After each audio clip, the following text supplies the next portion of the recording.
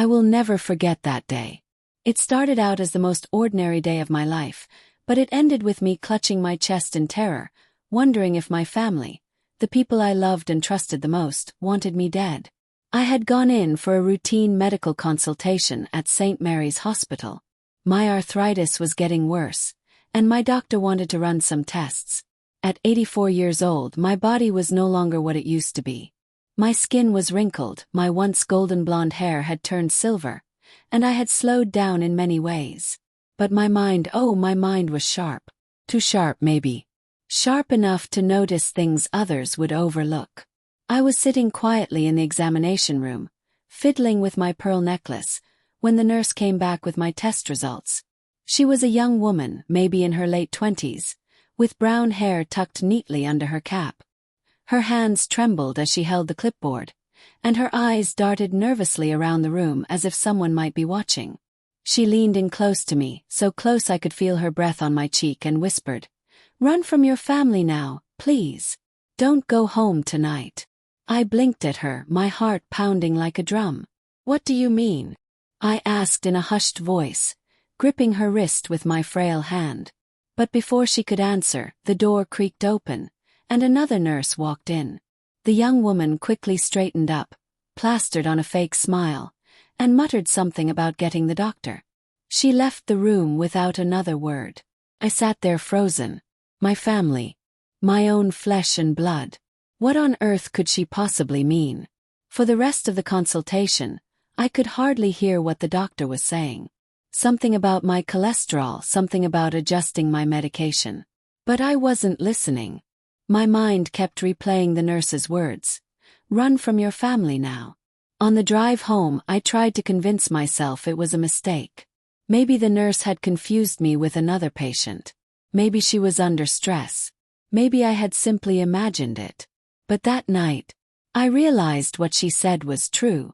Because at exactly midnight, I heard footsteps outside my bedroom door. Slow, deliberate, almost rehearsed. I held my breath, pretending to be asleep, when the door creaked open. Standing there in the dark was my eldest son, Daniel. He was holding something in his hand. Something metallic that caught the faint glint of the hallway light. My body went cold. Why would my son, my firstborn, the boy I had raised, fed, and loved for 84 years, be standing at my door in the middle of the night with a weapon in his hand? I didn't move. I didn't breathe. And I prayed he couldn't hear the thunder of my heart. I kept my eyes closed as tightly as I could, though every fiber of my body wanted to scream. My son, Daniel, lingered in the doorway longer than any sane man would. I could sense him staring at me, watching, waiting, before he slowly pulled the door shut. When the click of the latch finally echoed in the silence, I opened my eyes. My pillow was damp with sweat. I lay there trembling, replaying every memory of my children, trying to reconcile the sweet little boy who used to bring me dandelions from the yard with the grown man I had just seen standing at my door like a shadow of death. Family. Perhaps I should tell you about them. I am Margaret Coleman, 84 years old, a retired schoolteacher who spent her life in a small town in Pennsylvania. My husband, Charles, passed away 10 years ago. Since then, my life has revolved around my 3 children. Daniel, the eldest at 59, Laura, my middle child at 56, and Patrick, the youngest at 52. We were a picture-perfect family to the outside world. Thanksgiving dinners, Christmas cards, Sunday church gatherings. But beneath that surface, things were not so simple. After Charles died, there was an inheritance. Large one. We were not wealthy by any means, but Charles had invested well. Stocks, land, and savings. Enough to make each of my children live comfortably. Enough to make greed grow in their hearts like a cancer. Daniel had always been ambitious, maybe too ambitious. He took over his father's small construction company, but within a few years, he ran it into heavy debt. I had to bail him out more times than I can count. Laura, my daughter, married a man who treated her like dirt and drained her financially. Patrick, on the other hand, never really worked. He lived off odd jobs and off me. Yes, I spoiled them. I admit it. A mother's weakness. But now, as I lay trembling in my bed, I wondered if I had created monsters. The uneasy dinner. The next evening I decided to test them. At dinner, I gathered all three of them in the dining room. We ate my favorite meal, roast chicken with buttered potatoes, but something about the air felt off.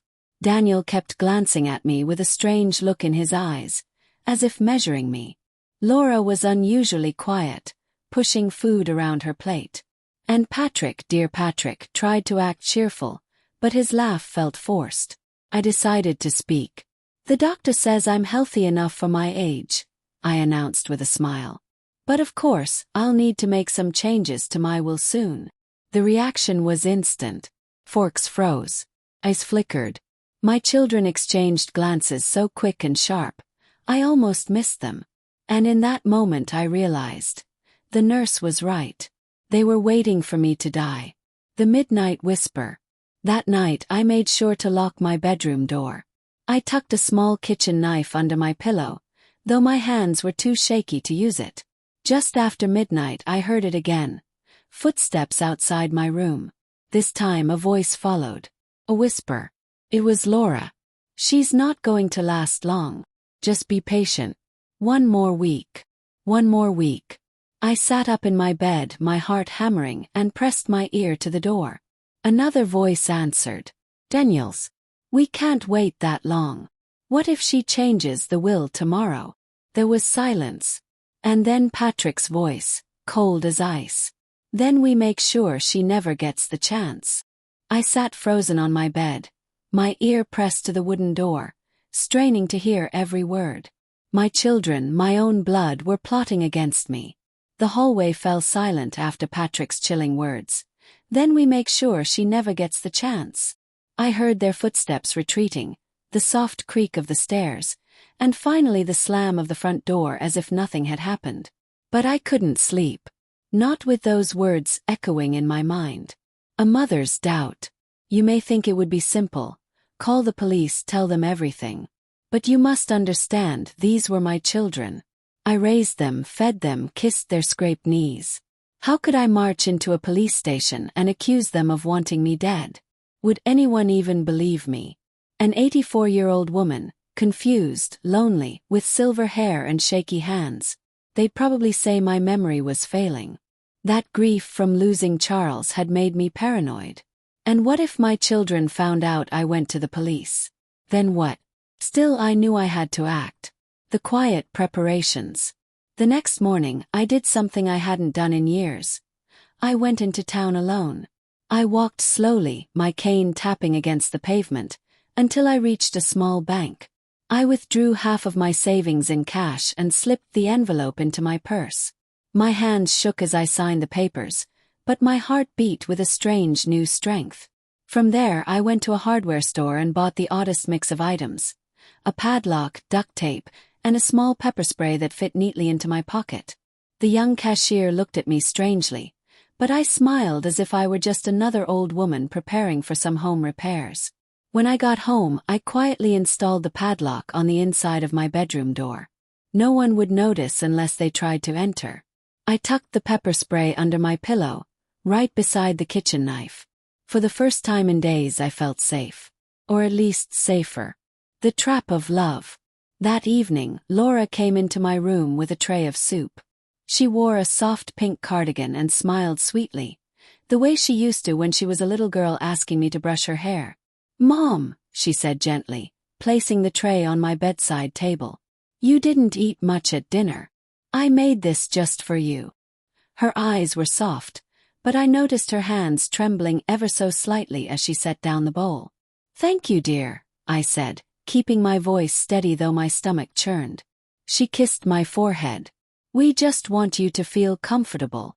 When she left, I stared at the steaming bowl of soup. Chicken noodle, my favorite. But for the first time in my life, I didn't trust it.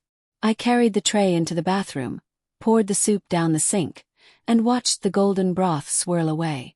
Midnight again. That night I locked my door, pulled the padlock tight, and curled up in bed. My hands clutched the pepper spray so hard my knuckles ached. Around midnight, the footsteps returned. Low, careful, right outside my door. Then jiggling. The doorknob twisted and rattled violently. I held my breath. My lock held firm. A voice cursed under its breath. It was Daniel. "Why won't it open?" he muttered. Another voice, Patrick's, hissed back, "She knows. Damn it, she knows." There was silence for a moment, and then Laura's voice whispered coldly, "Don't worry. We'll get her another way." I sat there trembling, knowing the lock had saved my life tonight. But then came the sound that froze my blood completely. Laura's final words as they walked away. "We'll use her medicine instead." I didn't sleep a wink that night. I sat upright in my bed, clutching the pepper spray, staring at the shadows on my bedroom walls. Every sound, the ticking of the clock, the groan of the wooden floorboards, made my heart race. But one thing was clear. If they couldn't get me through brute force, they would try through my medicine. Pills. In the morning, I went to the bathroom cabinet where I kept all my prescriptions. Blood pressure tablets, cholesterol pills, arthritis medicine. I counted them carefully. Each bottle had the correct number, or so it seemed. But I noticed something odd about the cholesterol pills. The tablets looked slightly different in color.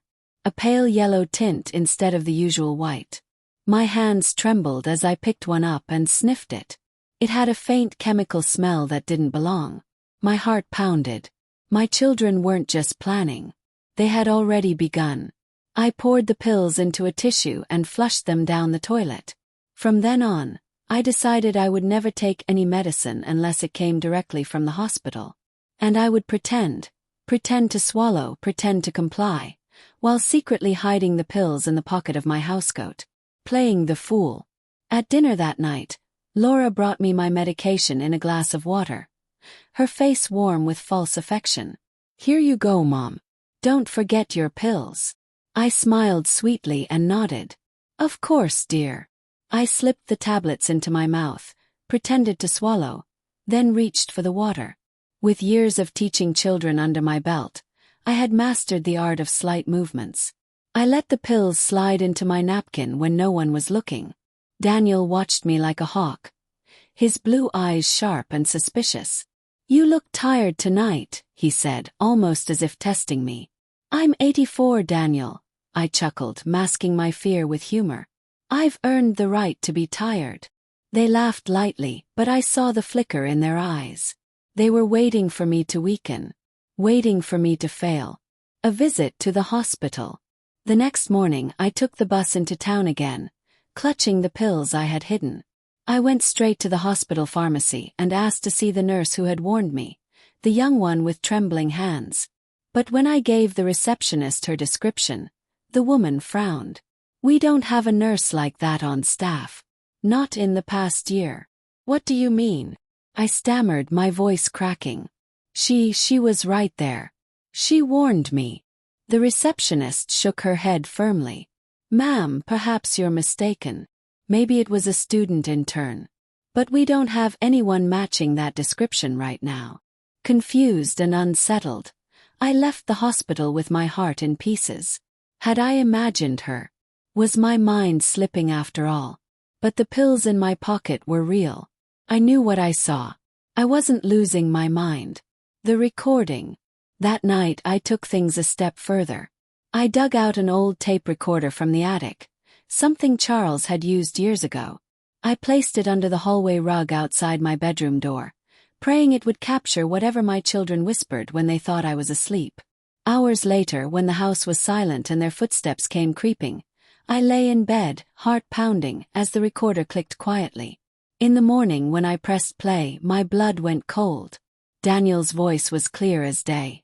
"Mom won't last through the week. Once the pills do their job, we'll finally split the money." Laura chimed in. "Good. I'm tired of waiting. We'll bury her, cry a little, and then we're free." Patrick's voice, colder than I ever imagined, sealed it. "Don't worry. I've already drafted the obituary." I dropped the recorder onto the bed, my whole body shaking. They weren't just planning. They had already planned my death down to the funeral. And then I noticed something else on the tape. Sound in the background. Fourth voice.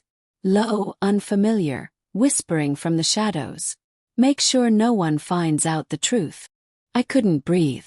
That recording, their voices plotting my death, was proof I wasn't paranoid.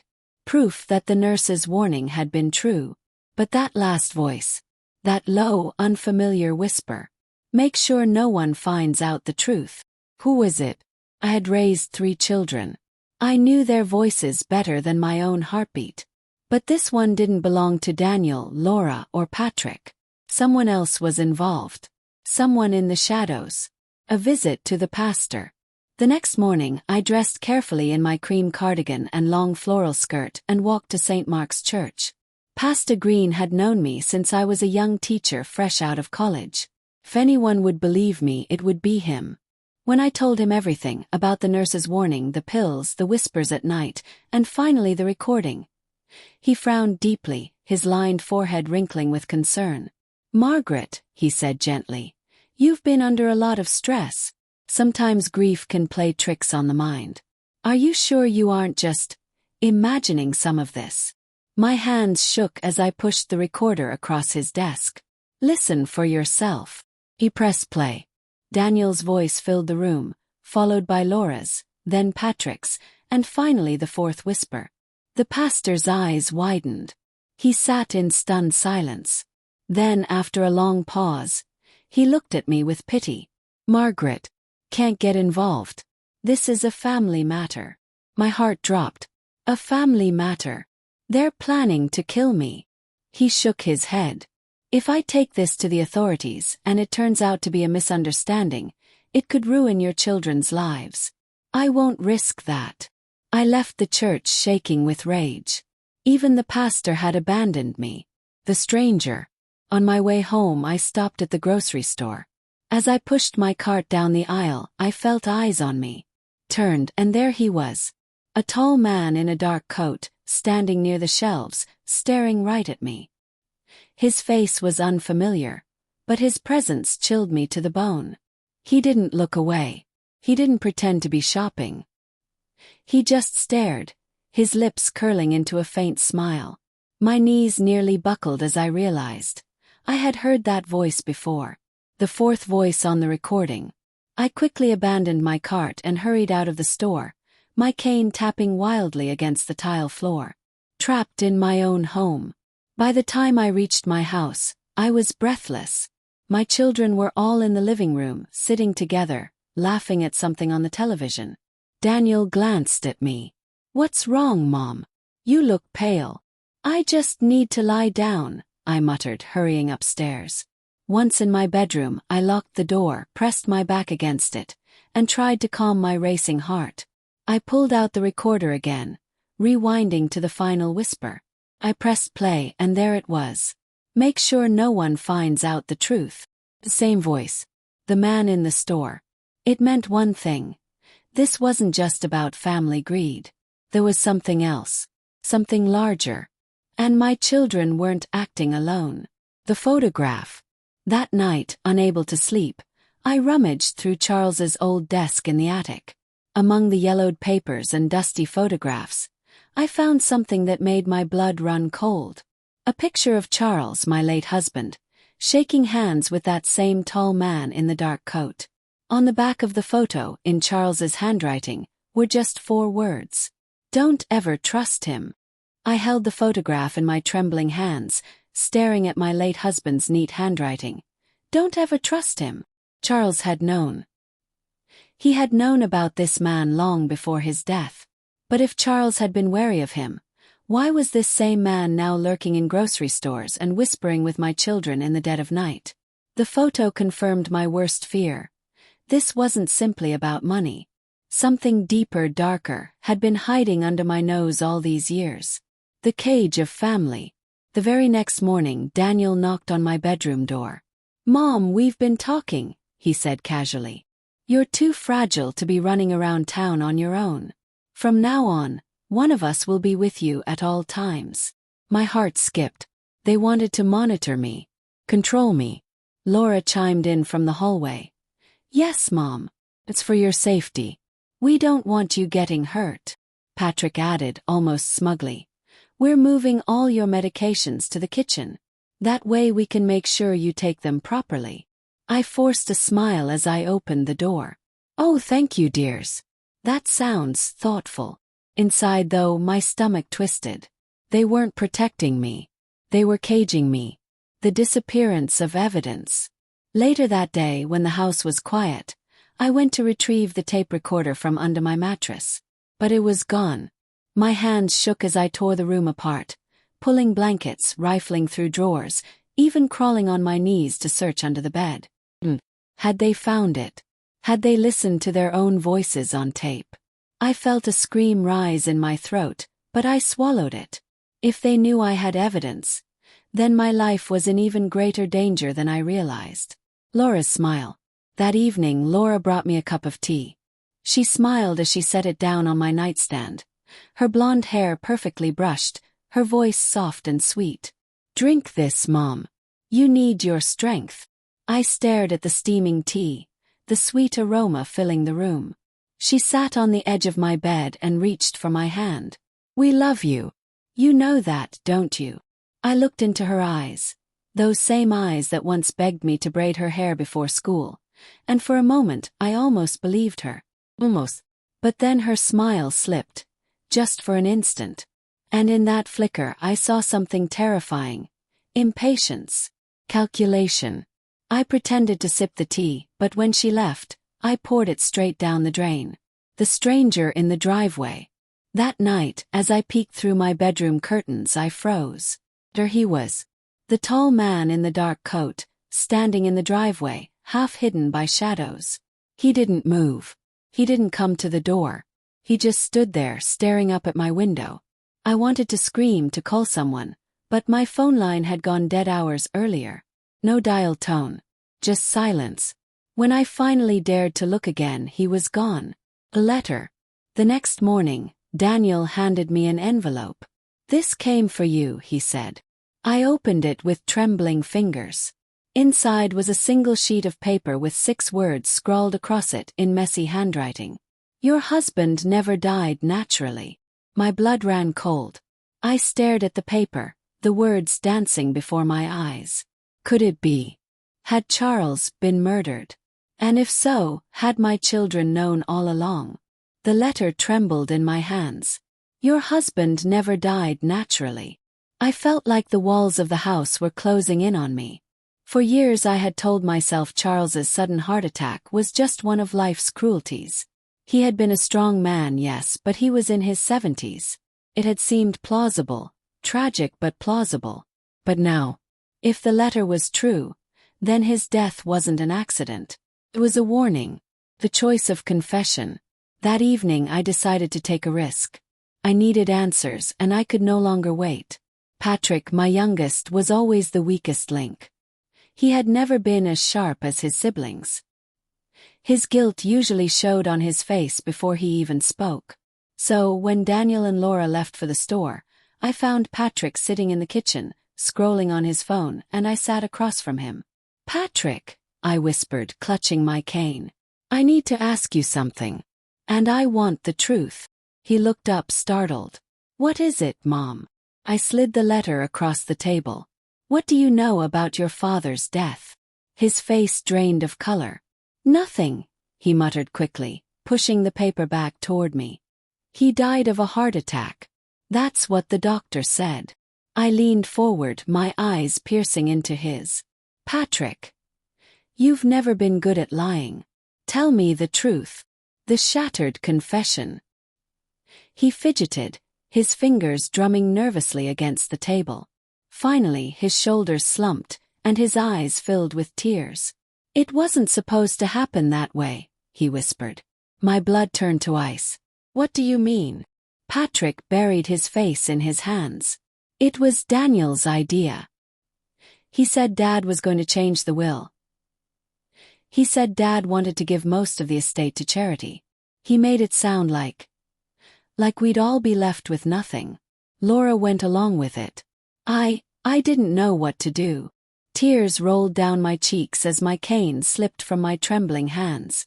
"So you let them poison your father?" Patrick shook his head violently. "No, it wasn't poison. It was his medication. Daniel, he changed the dosage. Said it would look like a natural heart attack. Laura backed him up. I didn't stop them. I should have, but I didn't. His voice cracked as he whispered the final words. Dad never had a chance. The mother's rage. I gripped the edge of the table so hard my knuckles turned white. My heart roared in my chest, a mix of grief, fury, and disbelief.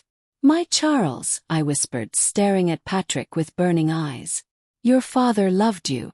He worked every day of his life to make sure you had everything. And you, my voice broke into a sob, you let them take him from me. Patrick's tears streamed down his cheeks. I swear I didn't want it to happen, Mom. But once it did, there was no turning back. They said you'd be next if I spoke up. My breath caught. They had threatened him too. The footsteps. Before I could respond, the front door creaked open. Heavy footsteps echoed through the hall. Daniel and Laura were home. Patrick's eyes went wide. He grabbed my wrist. Don't tell them I said anything. Please, Mum. If they find out I talked, we're both dead. The kitchen door swung open. Daniel stood there with a grocery bag in his hands, his sharp blue eyes darting between us. What's going on in here? He asked, his voice low and dangerous. Patrick stammered. And nothing. Just talking with Mom. Daniel set the bag on the counter and walked toward me slowly. His gaze locked on my face. And in his hand, I noticed something small and metallic glinting in the dim kitchen light. The same object he had held that night in my bedroom doorway. Daniel stepped closer, the metallic object catching the faint glow of the kitchen light. My heart lurched. It wasn't a knife. It was a syringe. My stomach dropped. Time for your shot, Mom, Daniel said, his tone deceptively calm. Doctor's orders. We can't have you missing your medication. Patrick's eyes went wide with terror. Daniel, maybe not right now. Daniel's gaze snapped toward him, cold and sharp. Stay out of this. The syringe. I gripped the edge of the table, forcing my voice to remain steady. I don't remember any doctor saying I needed injections. Daniel's lips curved into a chilling smile. Of course you don't. You're getting old. Forgetful. That's why you need us to take care of you. He tapped the syringe with his finger, the clear liquid inside quivering. It'll help you rest. Rest. The word sank into my bones like poison itself. The bold move. Something inside me snapped. For 84 years I had been a mother, a wife, a nurturer. But at that moment I was a survivor. With one swift motion, I grabbed the steaming teapot Laura had left on the stove earlier and hurled it toward Daniel. The boiling water splashed across his arm. He screamed, dropping the syringe onto the floor. Mom! Patrick shouted, jumping to his feet. I snatched up my cane, using it not to walk, but to slam the syringe across the kitchen tiles, sending it skittering under the refrigerator. Daniel's face twisted with rage. His arm red and blistered, he lunged toward me. But Patrick stepped between us. Stop it, Daniel. She's our mother. Not for much longer, Daniel growled, shoving him aside. The mask slips. At that moment, Laura entered the kitchen, holding another grocery bag. She froze when she saw Daniel's burned arm and me clutching my cane like a weapon. Her expression hardened instantly. What did you do, Mom? I know what you did to your father, I spat, my voice shaking with fury. I know everything. For a split second, Laura's mask slipped. Her soft, motherly smile vanished, replaced by something cold, calculating and monstrous. So, she whispered, setting down the bag. She finally figured it out. The threat. Daniel's voice was ragged with fury. It doesn't matter. She can't prove anything. Laura's eyes narrowed. Then we end it tonight.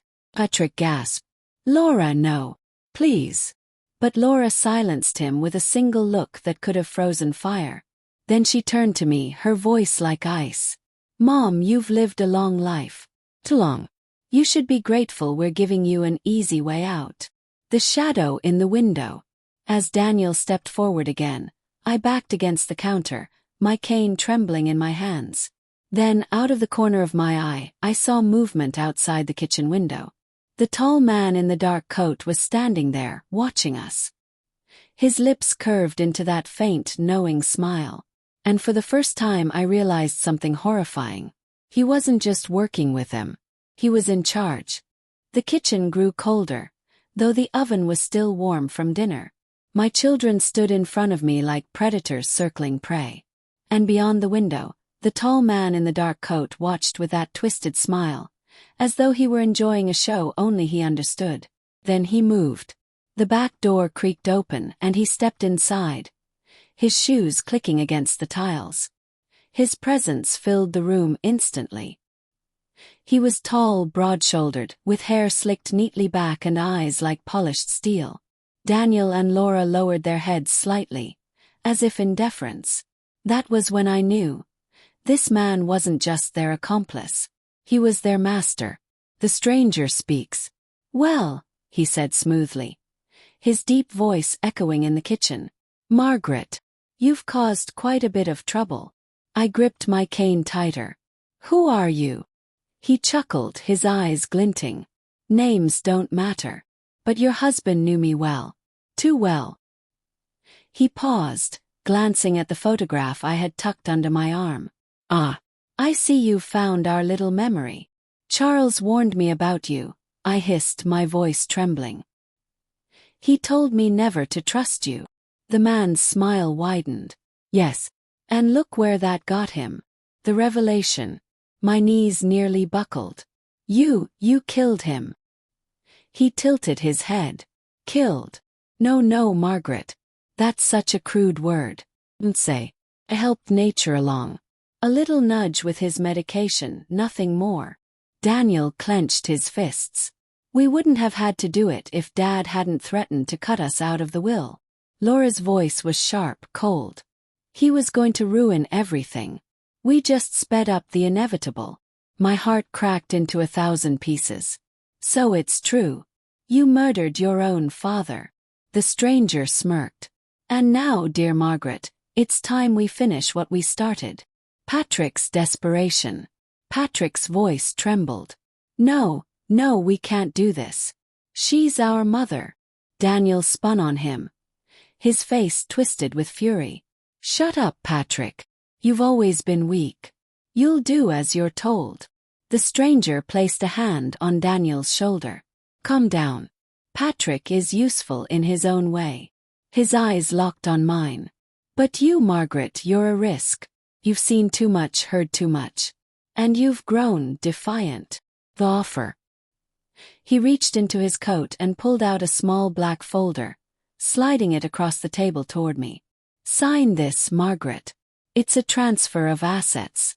Everything you own, your house, your accounts, your stocks, will belong to your children. In exchange," he smiled coldly, "we'll let you live out your final days in peace. No accidents. No suffering." I stared at the folder, my heart pounding.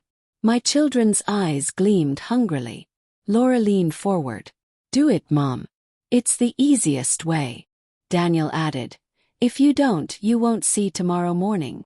The breaking point. My hands trembled as I touched the folder. For a moment I thought about giving in. About surrendering, if only to buy myself more time. But then I looked into their faces. The children I had raised, the man who had stolen my husband's life, and I felt something stronger than fear. Rage. I slammed the folder shut and shoved it across the table. I will never sign away my soul to murderers. The room went silent. Then Daniel roared, flipping the table so hard it crashed against the wall. Dishes shattered. Glass splintered across the floor. The stranger sighed, almost amused. "Stubborn to the very end. I respect that. But it also means your end will come sooner than you think." He pulled something from his coat. A gun. He leveled it directly at my chest. The cold steel of the gun glinted in the stranger's hand as he aimed it squarely at my chest. My breath caught and time seemed to slow. My children stood behind him, their faces tight with anticipation, like vultures circling a dying animal. "Sign or die," the man said calmly. Either way, your children will inherit everything. Daniel smirked, Laura folded her arms with icy patience, and Patrick stood frozen, his face pale with horror. I clutched my cane, my knuckles white. 84 years of life flashed before me. Raising these children, loving them, burying my husband, and now, standing at the end of it all, betrayed by the very people I had given everything to. But if this was to be my end, I would not go quietly. The hidden strength. I may be old, I whispered, my voice trembling but fierce. But I am not helpless. Before the man could react, I swung my cane with all the strength left in my frail body. It struck his wrist with a sickening crack, and the gun clattered to the floor. Chaos erupted. Patrick dove for the weapon, but Daniel tackled him, sending both of them crashing into the counter. Laura lunged toward me, her nails digging into my arm, but I shoved her back with a strength that surprised even me. The stranger snarled, clutching his injured wrist, and lunged for the gun again. A shocking twist. But just as his hand reached it, the front door burst open. Police officers stormed into the kitchen, their weapons raised. Drop it! Hands where we can see them. The stranger froze. Daniel and Laura's faces drained of color. And I, still trembling, my chest heaving, felt tears of relief sting my eyes. How had they known? Then I saw him. Standing behind the officers was the young nurse, the one who had whispered to me in the hospital. Her eyes met mine, calm but fierce. I told you to run from your family, she said softly. And when you didn't, I made sure someone was watching. The rest. The officers pulled the stranger to the ground, handcuffing him as he cursed under his breath. Daniel and Laura were shoved against the wall, their eyes burning with hatred as the truth of their betrayal was laid bare for all to see. Patrick, sobbing uncontrollably, dropped to his knees. I never wanted this, he cried. I swear I never wanted this. The officer ignored him as they read their rights. And I stood in the middle of the chaos, shaking but unbroken. The truth revealed. One officer picked up the black folder from the floor and handed it to me. Ma'am, we've been investigating this man for years, he said. He's tied to multiple inheritance frauds and suspicious deaths across the state. Your husband's case raised red flags, but we never had enough evidence. Until now. My chest tightened. So Charles, my husband. The officer nodded solemnly. Yes. He didn't die naturally. Tears spilled down my cheeks. Grief, rage, and relief all tangled in my chest. A mother's resolve. As the police led my children away, I felt an emptiness settle over me. I had lost my husband years ago. Now I had lost my children too. Not because they had died, but because they had chosen greed over love. The nurse touched my arm gently. You survived because you listened. And because you were stronger than you thought. I nodded slowly. Stronger, or just more stubborn? That night, as I sat alone in my quiet house, I looked at the photograph of Charles and the stranger. My husband had tried to protect me even after death. I whispered into the stillness. Rest now, Charles. Justice has come. And though my heart was broken, I knew this. I had faced betrayal, terror, and death itself. And I had survived. They took my children away in handcuffs, but there was no victory in it. The house felt hollow, like a church after the candles burn out. I sat at the kitchen table until dawn, hands wrapped around a cold cup of tea, listening to the quiet and wondering when quiet had started to feel dangerous. By morning the young nurse came back. Her name at last had a shape. Emily Carter. She stood in my doorway with soft eyes and a spine made of steel. I'll drive you to the station, she said. They'll need your statement, and they'll put you in touch with the prosecutor. I nodded and put on my blue cardigan, the one Charles always said brought the color back to my cheeks. My hair, blonde long ago, now a soft silver, was pinned tight. Kept my cane close. Kept my grief closer. At the station, everything smelled like burnt coffee and old carpet. A young assistant district attorney met us in a small room with a wobbly table. She introduced herself as Adia Monroe. Sharp suit, clipped voice, fingers that clicked a pen when she was thinking. "Mrs. Coleman," she said, "your testimony will be central. So will Ms. Carter's. We'll also need that photograph, the letter, and any recording you mentioned." "The recorder is gone," I said. "They found it." Her jaw worked. "We'll build without it." For a few hours, I spoke into a gray machine and watched a red light blink. I told them about the whisper at the hospital, about the footsteps at midnight, about Daniel's syringe and Laura's tea, about Patrick's shaking hands and broken heart. I told them about the man in the coat, Mr. Harrington, and the picture of him with my husband, Charles. When I finished, Monroe capped her pen. "We'll arraign them today. Harrington too. The judge will likely grant bail, but we'll push for high numbers." "Bail?" I asked, the word sour on my tongue. "You mean he could walk out?" "It's how the system works," she said gently. "But we're moving." Emily squeezed my hand under the table. I didn't know I'd been shaking until her palm steadied mine. Court felt colder than winter. Wooden benches. High ceiling. A flag that made me think of Charles on parade days. His hand over his heart. His eyes bright with pride. They brought my children in first. Daniel in a wrinkled shirt, eyes narrow and mean. Laura with her hair neatly brushed, her mouth pinched in a little bow of patience. Patrick. Oh, my baby, pale and drawn, his shoulders hunched like a boy who'd lost his way home. Then Harrington arrived like a storm in a good suit. Calm, groomed, and smiling at the walls as if they were old friends. He did not look at me. He didn't need to. He looked through me like I was already a photograph. The judge entered. Papers shuffled. Voices rose and fell. Ada Monroe read out a list of charges that sounded like a hymn sung backward. Conspiracy, attempted murder, tampering, fraud. The defense, 3 different lawyers, all expensive haircuts and silk ties, objected to everything that had a pulse. Bail was set. High for my children. Higher for Harrington. Still, when the gavel fell, I understood. Money has fast legs. In the hallway, a reporter's camera flashed. A microphone drifted toward my mouth. "Mrs. Coleman, how does it feel to see your own children charged with trying to kill you? How do you think it feels?" I said softly. "Like winter in the heart."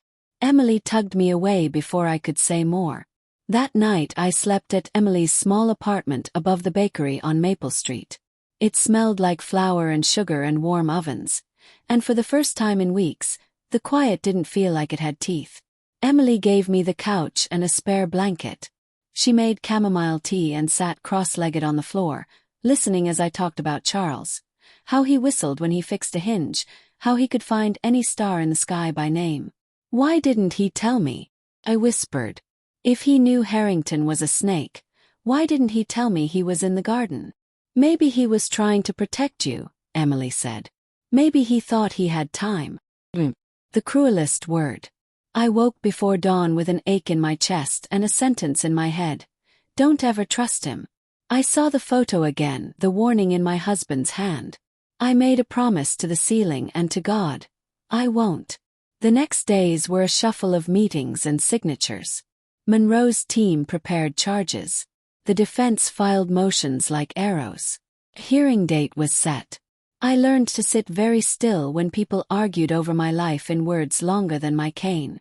When at last the hearing came, the courtroom filled like a theater. A woman with red lipstick took notes so fast her pen must have smoked. A man in a baseball cap whispered into his phone and called it breaking. I took the stand.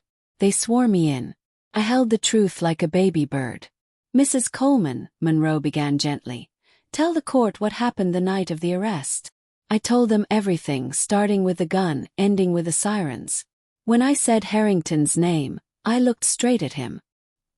He smiled and adjusted his cufflink, as if I'd just complimented his tie. Emily testified after me, calm and clear. She told them about the hospital, the whispered warning, the call she made when her gut said the worst was coming. She told them why she watched, why she came back. When the defense took its turn, the questions turned sideways. "Mrs. Coleman, how is your memory? You're 84, correct?" Ms. Carter, are you sure you're not seeking attention? Isn't it true Mrs. Coleman dislikes her daughter's marriage? Isn't it true the syringe could have been vitamin B12? Kept my voice simple. I'm old, yes. I also remember everything that hurts. Then Monroe called the detective who logged the evidence. A tall man with a pleasant face and a habit of clearing his throat. He described the black folder and the papers inside. He described recovering a syringe from under the refrigerator later, labeled and sealed. And the photograph? Monroe asked. The letter that claimed Mr. Coleman didn't die naturally. He looked at his notes. He looked at the judge. We don't currently have those items. Monroe blinked. Excuse me. The photograph and the letter were checked into property, he said, throat clearing again. There appears to be a gap in the chain of custody. The courtroom rustled. The red lipstick lady wrote chain of custody in big letters. Are you telling this court the photograph and letter are missing? Monroe asked, voice tight. Temporarily unlocated, he said. Temporarily unlocated. Like my husband's pulse. My hands went cold. Someone had reached into the box where the truth slept and carried it into the dark. Harrington didn't smile this time. He breathed out slow, like a man savoring a good brandy. We took a short recess. Emily and I stood in a quiet corner near a tall window. Outside, the sky was a thin blue you could see through. Inside, my heart knocked against my bones. They're buying time, Emily whispered. Someone inside is helping him. Someone always helps men like him, I said. That's how they keep their suits so clean. Monroe hurried over, her jaw clenched. The judge will let the case proceed, she said. But without the photo and the letter we lose weight. We still have your testimony and Ms. Carter's, the syringe, and the audio log from dispatch. It's not nothing. But it's not enough for the hammer blow we wanted. What can we do? Yes. We keep going, she said. And we pray the evidence reappears. I looked at the window and saw our small reflections in it. 3 women holding a line with our hands. Back in the courtroom, the defense called Detective Lawson, the senior investigator in charge of the overall case. He took the stand with easy manners, a voice like a warm radio. He praised the department's diligence. He spoke of integrity and process. He said the chain of custody issue would be resolved and that no one should jump to conclusions. Under cross-examination, Monroe asked him a simple question. Detective, have you ever met Mr. Harrington before this case? He smiled. Not socially. Professionally. Our paths may have crossed at public events, he said. He donates to many charities. Do any of those charities support law enforcement foundations? I couldn't say, he replied, and he did not look at Harrington, which told me more than if he had. The judge scheduled the next date. People stood. Papers slid into briefcases. Bailiff coughed. Just another day where truth and money bumped shoulders in a narrow hallway. We walked out slowly. My cane clicked like a metronome. In the lobby, a woman pressed a business card into my hand. Victim support, she said kindly. We can help with rides, meals, paperwork. Thank you, I said, tucking it into my purse beside a peppermint and a needle threader. Emily walked me toward the doors. I'll get the car, she said. Wait right here, okay? I nodded and stood by the tall glass, watching the parking lot shimmer in the afternoon light. People stepped off curbs. Doors slammed. Somewhere a siren whined low and then was gone. That was when I saw him, a man in a gray cap and ordinary jacket, slide up beside me so close I could smell his aftershave. His voice was a whisper that made my knees want to give way. Mrs. Coleman, he said, eyes forward, not looking at me at all. If you speak again in that courtroom, your nurse friend will not wake up tomorrow. My mouth went dry. Who are you? Someone who likes the world tidy, he murmured. You have a week to drop it. 7 days. Or we make a mess. He moved away as smoothly as a shadow, stepping into the flow of people until he was just another back in a crowd. I stood alone with my cane, the glass reflecting an old woman and a storm behind her eyes. Emily pulled up to the curb and leaned across the seat to pop the door. "You okay?" she asked, smiling that small brave smile. I opened my mouth to say yes. And then my phone buzzed in my cardigan pocket. New message. No number. Just a photo. The inside of Emily's apartment. My blanket on the couch. And a knife sticking out of the cushion where my head had rested the night before. Under it, 4 words typed in plain black letters. "Leave her out of it."